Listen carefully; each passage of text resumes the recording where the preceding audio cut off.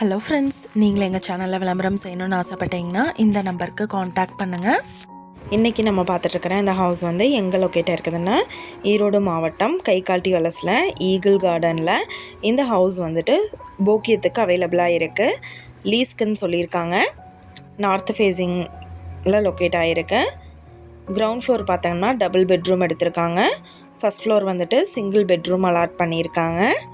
2 வீடுமே வந்துட்டு போக்கியத்துக்குன்னு சொல்லியிருக்காங்க.